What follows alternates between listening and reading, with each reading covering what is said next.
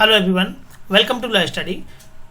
भारतीय दंड संहिता के इस 8वें वीडियो में आज हम न्यायोचित या युक्तियुक्त अर्थात जस्टिफिएबल डिफेंस को लेकर के धारा 96 से और धारा 106 पर आधारित इसके पार्ट 1 को देखेंगे। इस बुक का पीडीएफ आप हमारे टेलीग्राम चैनल लॉ स्टडी से प्राप्त कर सकते हैं, जिसके 10 चैप्टर का पीडीएफ हमने यहाँ बना करके डाला हुआ है। इसमें लगभग 25 चैप्टर है, बाकी का जो पीडीएफ है वो आगे की क्लासेस में डाल दिया जाएगा। धारा 96 से धारा 106 पर आधारित ये इसका पार्ट 1 रहेगा। टेस्ट सीरीज के लिए आप हमारी वेबसाइट elawstudy.com को विजिट कर सकते हैं। सो फ्रेंड्स, आप अगर चैनल को पहली बार विजिट कर रहे हैं तो आप चैनल को सब्सक्राइब कर लें तथा उसके पास बने बेल आइकन बटन को प्रेस कर लें, जिससे कि सभी वीडियोज का नोटिफिकेशन आपको मिल सके। वीडियो आपको पसंद आता है आप इसे लाइक करें तथा अपने दोस्तों के साथ शेयर करें। पहला प्रश्न है कि निम्नलिखित में से किस वाद में उच्चतम न्यायालय ने यह कहा है कि प्राइवेट प्रतिरक्षा के अधिकार के विरुद्ध प्राइवेट प्रतिरक्षा का अधिकार नहीं होता है। यह कहा गया है उत्तर प्रदेश राज्य बनाम राम स्वरूप के मामले में। सही ऑप्शन यहाँ पर इसका सी है। उत्तर प्रदेश राज्य बनाम राम स्वरूप का वाद प्राइवेट प्रतिरक्षा के अधिकार पर प्रमुख वाद है। प्रश्न क्रमांक 2 है कि कोई भी बात अपराध नहीं है, कथन के रूप में दिया गया है कि कोई बात अपराध नहीं है जो कि प्राइवेट प्रतिरक्षा के अधिकार के प्रयोग में की जाती है। कारण लिखा हुआ है कि जहां समाज की सहायता प्राप्त नहीं हो सकती हो वहां व्यक्तिगत रूप से अपनी सुरक्षा हेतु सभी आवश्यक कार्यवाहियां की जा सकती हैं। अर्थात जहां आपको किसी व्यक्ति से कोई सहायता नहीं मिल सकती है तो आप अपनी प्राइवेट प्रतिरक्षा के लिए कोई भी ऐसा कार्य कर सकते हैं जिससे कि आपकी सुरक्षा बनी रहे। तो पूछा गया है कि क्या कथन और कारण दोनों सही हैं और क्या कारण कथन की सही व्याख्या करता है। तो यह कथन और कारण दोनों सही हैं तथा कारण कथन की सही व्याख्या करता है, क्योंकि कोई भी बात अपराध नहीं है जो कि प्राइवेट प्रतिरक्षा के अधिकार में प्रयोग की जाती है। लेकिन जब आप कहीं किसी की सहायता प्राप्त नहीं कर सकते हैं तो अपनी सुरक्षा के लिए आप सभी आवश्यक जो कदम हैं वो उठा सकते हैं। यहाँ पर विकल्प ए सही है और कारण भी सही है, क्योंकि जहाँ समाज या राज्य की सहायता व्यथित व्यक्ति को नहीं मिल पाती वहां वह अपनी रक्षा स्वयं कर सकता है। प्रश्न क्रमांक 3 है कि निम्नलिखित में से कौन सी धाराओं का समूह भारतीय दंड संहिता के अधीन प्राइवेट प्रतिरक्षा के अधिकार का प्रावधान करता है। कौन सी धाराओं का समूह पूछा गया है भारतीय दंड संहिता में, कहते हैं प्राइवेट प्रतिरक्षा के अधिकार का प्रावधान करता है। तो धारा 96 से लेकर के और धारा 106 तक ये सभी धाराएं ऐसी हैं जो कि प्राइवेट प्रतिरक्षा के अधिकार का प्रावधान करती हैं। भारतीय दंड संहिता 1860 की धारा 96 से 106 में प्राइवेट प्रतिरक्षा के अधिकार के संबंध में प्रावधान किया गया है। नेक्स्ट है कि भारतीय दंड संहिता 1860 की धारा 99 के अंतर्गत अधिरोपित प्रतिबंधों के अधीन उन मामलों में जहां के हमला, मृत्यु या घोर उपत्ति कारित किए जाने को युक्तियुक्त आशंका उत्पन्न करता है वहां व्यक्तिगत प्रतिरक्षा के अधिकार के कार्यान्वयन में स्वेच्छा, अर्थात धारा 99 के उपबंधों के अधीन जो निर्बंधन रिस्ट्रिक्शंस लगाए गए हैं धारा 99 के अधीन, ऐसी स्थिति में जहां कहा गया कि अगर ऐसा हमला किया गया है जो मृत्यु या घोर उपत्ति किए जाने की युक्तियुक्त आशंका, किसी व्यक्ति की मृत्यु हो सकती है, सामने वाला व्यक्ति इस तरह से वार कर रहा है कि उस व्यक्ति की मृत्यु हो सकती है या कोई घोर उपत्ति ऐसी पहुंचाई जा सकती है जिससे कि मृत्यु कारित होना संभाव्य हो, तो ऐसी स्थिति में व्यक्तिगत प्रतिरक्षा के अधिकार के अंतर्गत जो कार्य किया जाएगा वो किस तरह से रहेगा। तो यहाँ पूछा गया है कि ऐसी स्थिति में व्यक्ति क्या कर सकता है। प्राइवेट प्रतिरक्षा के अधिकार में कार्यान्वयन में स्वेच्छा, तो जहाँ ऐसे व्यक्ति को किसी घोर उपत्ति या मृत्यु की आशंका रहती है सामने वाले से, तो ऐसा व्यक्ति उस हमलावर की मृत्यु कारित करने तक अपना अधिकार रखता है। सही ऑप्शन यहाँ इसका बी है। भारतीय दंड संहिता 1860 की धारा 96 से लेकर 106 में प्राइवेट प्रतिरक्षा के अधिकार से संबंधित प्रावधान किया गया है। धारा 100 के अनुसार शरीर की प्राइवेट प्रतिरक्षा के अधिकार का विस्तार धारा 99 के निर्बंधनों के अधीन रहते हुए हमलावर की स्वेच्छा मृत्यु कारित करने या अन्य कोई अपहानि कारित करने के लिए भी कहा गया है। धारा 100 प्राइवेट प्रतिरक्षा के अधिकार में बात कहती है शरीर की प्राइवेट प्रतिरक्षा के अधिकार के संबंध में, और धारा 99 के रेस्ट्रिक्शंस के अधीन रहते हुए कोई भी अन्य अपहानि कारित करने तक है, यदि वह अपराध जिसके कारण उस अधिकार के प्रयोग का अवसर आता है। अब क्या क्या ऐसे अपराध हैं। पहला दिया हुआ है कि ऐसा हमला जिससे युक्तियुक्त रूप से यह आशंका कारित की जा सकती हो कि अन्यथा ऐसे हमले का परिणाम मृत्यु होगा, अर्थात सामने वाले व्यक्ति से उसे पूरी ये उम्मीद है कि यदि उसने अपना बचाव नहीं किया तो उस व्यक्ति की मृत्यु हो सकती है। दूसरा है कि ऐसा हमला जिससे कि युक्त रूप से यह आशंका कायद की जा सकती हो कि अन्यथा ऐसे हमले का परिणाम घोर उपति होगा, या घोर उपति उस व्यक्ति को प्राप्त हो सकती है यदि उसने अपना बचाव नहीं किया तो वो ऐसा कार्य कर सकता है। बलात्संग करने के आशय से किया गया हमला, बलात्संग करने के आशय से किया गया यदि हमला है तो वह भी मृत्यु कायद करने की श्रेणी में आएगा। चौथा है कि प्रकृति विरुद्ध काम तृष्णा की तृप्ति के आशय से किया गया कार्य, प्रकृति विरुद्ध काम तृष्णा की तृप्ति के आशय से यदि कोई कार्य किया जा रहा है तो ऐसी स्थिति में भी उसकी मृत्यु कायद की जा सकती है। पांचवा है कि व्यापरण या अपहरण करने के आशय से किया गया हमला, व्यापरण या अपहरण करने के आशय से यदि कोई हमला किया जा रहा है तो भी व्यक्ति सामने वाले की मृत्यु कायद कर सकता है। छठा है कि इस आशय से किया गया हमला जिससे कि सदोष प्रतिरोध किया जाए और लोक प्राधिकारियों की सहायता प्राप्त न हो, अर्थात चारों तरफ से आपने उसको घेर लिया प्रतिरोध की स्थिति में और आप किसी लोक प्राधिकारी की सहायता प्राप्त नहीं कर पा रहे हैं। सातवां है कि अम्ल फेंकने या देने का कृत्य या इनका प्रयत्न जिससे कि युक्त आशंका कारित हो कि ऐसे कार्य का परिणाम घोर उपति होगा। प्रश्न क्रमांक 5 है कि स्वयं की प्रत्यक्षा के बारे में क्या सत्य नहीं है। पहला है कि स्वयं की प्रत्यक्षा में किया गया कार्य अपराध नहीं है। लूट के प्रकरण में व्यक्तिगत प्रत्यक्षा के अधिकार का विस्तार मृत्यु कारित करने तक विस्तृत होता है। तीसरा है मानहानि के प्रकरण में व्यक्तिगत प्रत्यक्षा का अधिकार मृत्यु कारित करने तक होता है। और चौथा है कि यदि लोक सेवक से सुरक्षा प्राप्त करने का समय उपलब्ध हो तो व्यक्तिगत प्रत्यक्षा का कोई अधिकार नहीं होगा। तो देखिए, पहला जो स्थिति दी है कि स्वयं की प्रत्यक्षा में किया गया कार्य, अगर आप स्वयं की प्रत्यक्षा में कोई कार्य करते हैं, जैसा कि मैंने अभी आपको ऊपर 7 कंडीशन बनाई, उन 7 कंडीशनों को लेकर के यदि कोई बात आती है तो आप अपनी पूरी प्रत्यक्षा करने का अधिकार रखते हैं और सामने वाले की मृत्यु कारित कर सकते हैं। लूट के प्रकरण में व्यक्तिगत प्रत्यक्षा के अधिकार का विस्तार मृत्यु कारित करने तक होता है, ये भी करेक्ट है। तीसरा है कि मानहानि के प्रकरण में, ये गलत है कि मानहानि के प्रकरण में व्यक्तिगत प्रत्यक्षा का अधिकार मृत्यु कारित करने तक है, ऐसा नहीं है। और चौथा भी बिल्कुल करेक्ट है कि यदि लोक सेवक से सुरक्षा प्राप्त करने का समय उपलब्ध हो, यदि आप ऐसी स्थिति है कि आप लोक सेवक की सहायता प्राप्त कर सकते थे, पुलिस की किसी अन्य अधिकारी की सहायता प्राप्त कर सकते थे, तो फिर आपको व्यक्तिगत प्रत्यक्षा का कोई भी अधिकार प्राप्त नहीं रहता है। दंड संहिता 1860 की धारा 96 से 106 तक में प्राइवेट प्रत्यक्षा के अधिकार के लिए प्रावधान किए गए हैं। धारा 97 के अनुसार अपने शरीर या अन्य व्यक्ति के शरीर की रक्षा करने का प्राइवेट प्रत्यक्षा करने का अधिकार है। धारा 100 में उन दशाओं का वर्णन है जिनमें कि किसी भी व्यक्ति की मृत्यु कारित की जा सकती हो। और धारा 99 के अनुसार जहां के लोक सेवक की सहायता प्राप्त की जा सकती है वहां प्राइवेट प्रत्यक्षा का कोई भी अधिकार नहीं होता है। प्रश्न क्रमांक 6 है कि प्राइवेट प्रत्यक्षा का अधिकार निम्नलिखित में से किसके लिए उपलब्ध है।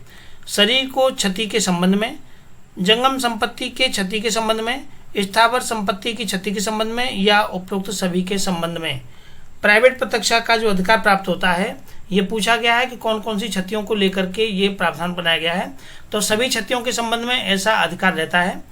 धारा 97 का पहला खंड ये बताता है कि किसी भी व्यक्ति को अपने या किसी दूसरे के शरीर की आत्मरक्षा का अधिकार ऐसे अपराधों के विरुद्ध है जो कि मानव शरीर से संबंधित होते हैं।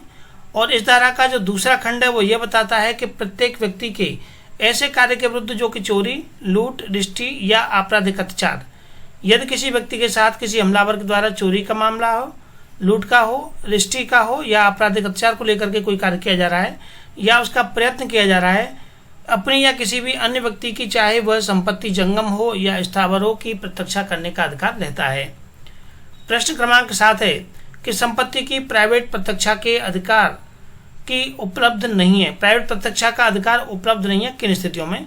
तो पहला है आपराधिक न्यास भंग के अपराध के प्रति, चोरी के अपराध के प्रति, चोरी के अपराध के प्रति प्राप्त है, जैसा मैंने भी आपको ऊपर समझाया। लूट के अपराध के प्रति प्राप्त है तथा आपराधिक अत्याचार के अपराध के प्रति भी प्राप्त है। आपराधिक न्यास भंग के अधिकार में संपत्ति की प्राइवेट प्रत्यक्षा के अधिकार उपलब्ध नहीं है। धारा 97 के खंड 2 के अनुसार निम्नलिखित अपराधों के विरुद्ध संपत्ति की प्राइवेट प्रत्यक्षा का अधिकार उपलब्ध है। चोरी है, लूट है, रिष्टी है, आपराधिक अत्याचार है। आपराधिक न्यास भंग इसमें शामिल नहीं है या इनमें से किसी का भी प्रयत्न। प्रश्न क्रमांक 8 है कि प्राइवेट प्रत्यक्षा के अधिकार का विस्तार है। पहला है कि केवल शरीर की प्रत्यक्षा तक, केवल संपत्ति की प्रत्यक्षा तक, शरीर एवं संपत्ति दोनों की प्रतिरक्षा तक। सही ऑप्शन सी है कि शरीर एवं संपत्ति दोनों की प्रतिरक्षा तक प्राइवेट प्रतिरक्षा का अधिकार प्राप्त होता है। प्राइवेट प्रतिरक्षा के अधिकार का विस्तार शरीर एवं संपत्ति दोनों तक विस्तारित है। धारा 97 में वर्णित है कि हर व्यक्ति को अधिकार है कि वह अपने शरीर तथा किसी अन्य व्यक्ति के शरीर की प्रतिरक्षा करे और अपने या अन्य व्यक्ति की संपत्ति चल हो या अचल हो उसकी प्रतिरक्षा करे। प्रश्न क्रमांक 9 है कि संपत्ति के विरुद्ध इन अपराधों में से किस अपराध के संबंध में प्राइवेट प्रतिरक्षा का उपलब्ध नहीं है। तो प्राइवेट प्रतिरक्षा पहला दिया हुआ है आपराधिक न्यासभंग, यहाँ उपलब्ध नहीं है। आपराधिक अत्याचार में उपलब्ध है, लूट में उपलब्ध है तथा दृष्टि के कार्य करने का प्रयत्न इसमें भी उपलब्ध है। 97 के पैरा 2 जो कि संपत्ति की प्राइवेट प्रतिरक्षा के अधिकार को प्रावधानित करता है के अनुसार किसी ऐसे कार्य के विरुद्ध जो चोरी, लूट, दृष्टि या आपराधिक अत्याचार की परिभाषा में आने वाला अपराध है के विरुद्ध प्राइवेट प्रतिरक्षा का अधिकार उपलब्ध है तथा इसमें आपराधिक न्यासभंग सम्मिलित नहीं है। प्रश्न क्रमांक 10 है कि ए विकृत चित्तता के प्रभाव में बी को मारने का प्रयत्न करता है। बी स्वयं को बचाने के प्रयास में घोर उपपत्ति कारित कर देता है। ए है विकृत चित्तता के प्रभाव में बी को मारने का प्रयत्न करता है।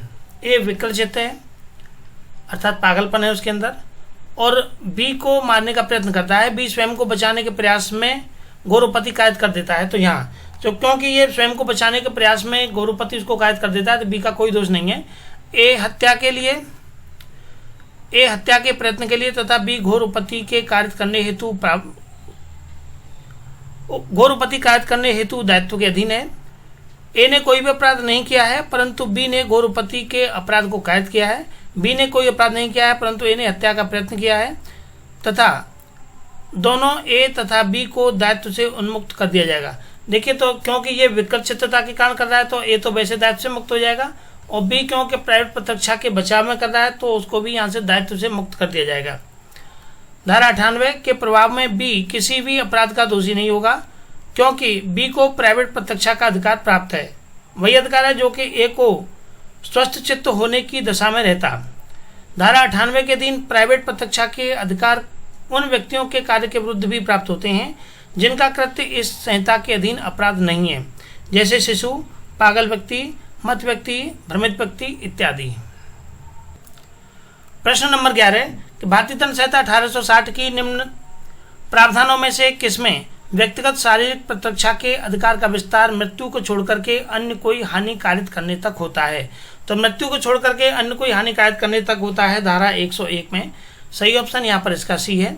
भारतीय दंड संहिता की धारा 99 प्राइवेट प्रतिरक्षा के अधिकार में निर्बंधन को लेकर के बात करती है और धारा 100 प्राइवेट प्रतिरक्षा के अधिकार में स्वेच्छा मृत्यु कारित करने की बात कहती है। धारा 103 संपत्ति की प्राइवेट प्रतिरक्षा के अधिकार के प्रयोग में स्वेच्छा दोषकर्ता की मृत्यु कारित किए जाने से संबंधित है तथा धारा 101 के अधीन मृत्यु के अतिरिक्त कोई भी अन्य अपानी कारित करने की बात कही गई है। धारा 100 मृत्यु कारित करने तक की बात कहती है और धारा 101 मृत्यु के अतिरिक्त कोई भी अन्य अपानी कारित करने की बात कहती है। प्रश्न क्रमांक 12 है प्राइवेट प्रतिरक्षा का अधिकार सभी को उपलब्ध है। व्यक्ति के लिंग व आयु के बावजूद सिवाय पुलिस अधिकारियों को, सशस्त्र सेना के अधिकारियों को, आक्रमणकर्ताओं को तथा बीएसएफ के अधिकारियों को। तो इस यहाँ आक्रमणकर्ताओं को आप टिक कर लीजिए क्योंकि सिवाय आक्रमणकर्ताओं के अलावा बाकी अन्य सभी को प्राइवेट प्रतिरक्षा का अधिकार प्राप्त होता है। भारतीय दंड संहिता में प्राइवेट प्रतिरक्षा का अधिकार आक्रमणकर्ताओं को उपलब्ध नहीं है, जिसे कि उत्तर प्रदेश राज्य बनाम पेप्सू के बाद में न्यायालय ने कहा था कि ऐसे व्यक्ति को प्राइवेट प्रतिरक्षा का अधिकार नहीं मिलता जो स्वयं आक्रमणकर्ता हो। प्रश्न क्रमांक 13 है कि प्राइवेट प्रतिरक्षा के अधिकार का अधिकार नहीं उपलब्ध होगा। किसे उपलब्ध नहीं होगा? विकृत व्यक्ति को, बच्चे के विरुद्ध, जहां लोक प्राधिकारी की सहायता प्राप्त करने के लिए पर्याप्त समय हो और इनमें से सभी को। तो जहां लोक अधिकारी की सहायता प्राप्त करने के लिए यदि व्यक्ति के पास उपयुक्त समय है तो वहां प्राइवेट प्रतिरक्षा के अधिकार उपलब्ध नहीं रहेगा संबंधित व्यक्ति को, जबकि आप किन्हीं लोक अधिकारियों की सहायता ले सकते हैं। धारा 99 के पैरा 3 के अनुसार उन दशाओं में जिनमें कि संरक्षा के लिए लोक प्राधिकारियों की सहायता प्राप्त करने के लिए समय है तो प्राइवेट प्रतिरक्षा के अधिकार उपलब्ध नहीं रहेगा। प्रश्न क्रमांक 14 है कि सूची 1 और सूची 2 को सम्मिलित कीजिए और सूचियों के नीचे दिए हुए कूट की मदद से सही उत्तर का चयन कीजिए। पहला दिया हुआ है Vishwanath versus state of UP. Vishwanath versus state of UP का मामला ये धारा 100 को लेकर के बनाया गया है। दुष्प्रेरक को धारा 108 में बताया गया है।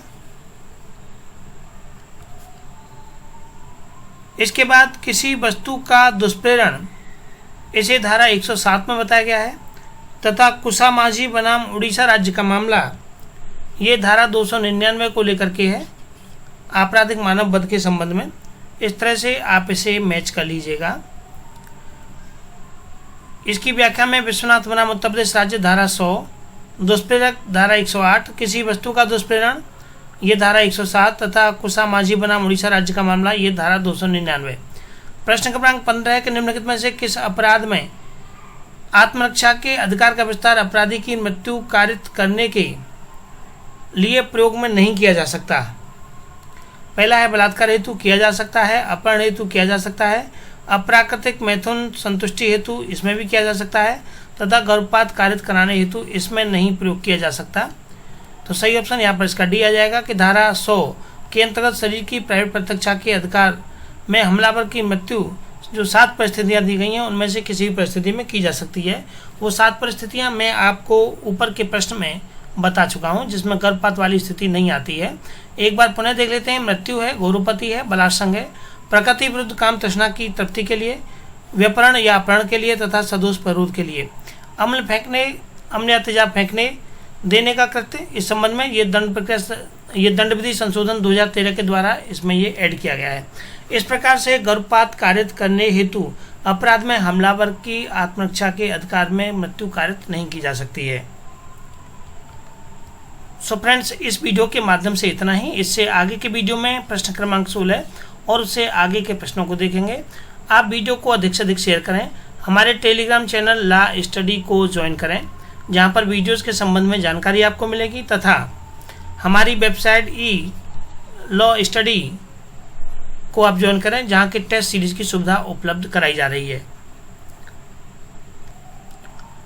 Thank you for watching. Website का लिंक तथा टेलीग्राम चैनल का लिंक वीडियो के डिस्क्रिप्शन में दिया गया है।